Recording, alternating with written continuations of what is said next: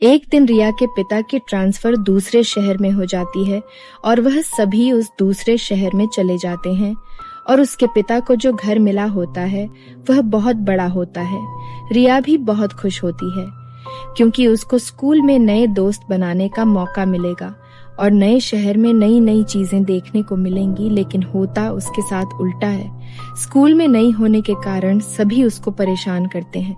ए रिया, चल मेरी पानी की बोतल भर कर ला। अगर तू हमारा काम करेगी तभी हम तेरे दोस्त बनेंगे। रिया सुन, कल अपनी मम्मी से कुछ अच्छा सा बनवा कर लाना।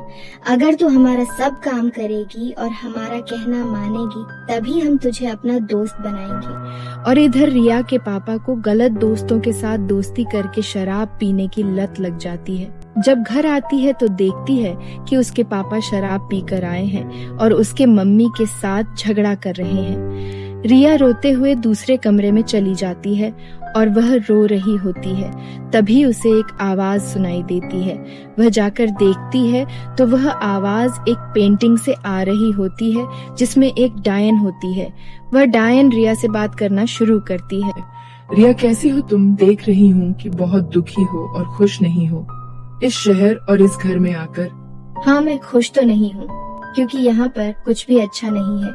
लेकिन तुम कौन हो और तुम हमारे घर पर क्या कर रही हो? दरअसल कभी यह घर मेरा हुआ करता था और मैं इस घर पर राज करती थी, लेकिन मेरे बुरे काम में और गलत तरीकों और दूसरों के साथ गलत व्यवहार करने के तरीके से गुस्से में आकर एक तांत्रिक ने मुझे श्राप दिया और मैं हमेशा के लिए इस पेंटिंग में कैद हो गई। और अब जो भी इस घर में रहेगा वह कभी भी खुश नहीं रहेगा। अगर तुम चाहती हो तो मैं सब कुछ ठीक कर सकती हूँ और मुझे इस कैद से भी आजादी मिल जाएगी। लेकिन वो कैसे? तुम तो इस पेंटिंग में कैद हो। वह तुम मुझ पर छोड़ दो, तुम बस मेरा साथ दो, मैं सब कुछ ठीक कर दूंगी। उस डायन की बात से रीना को थोड़ी राहत मिलती है और वह डायन का साथ देने के लिए तैयार हो जाती है। ठीक है रिया, इसके लिए तुम्हें पहले मुझे अपने शरीर में आने देना पड़ेगा, तभी मैं कुछ कर सकती हूँ। ठीक है, तुम मेरे शरीर में आ सकती हो और इसमें रह सकती हो जब तक तुम चाहो। वह डायन रिया के शरीर में आ जाती है। दूसरे दिन रिया बिना नाश्ता किए स्कूल चली जाती है और वहाँ रोज की तरह उसे उसके दोस्त परेशान कर रहे होते हैं। तभी वहाँ पर एक सांप आ जाता है। सब बच्चे डर जाते हैं, लेकिन रिया बिना डरे उस सांप को उठाकर खिड़की से बाहर फेंक देती है।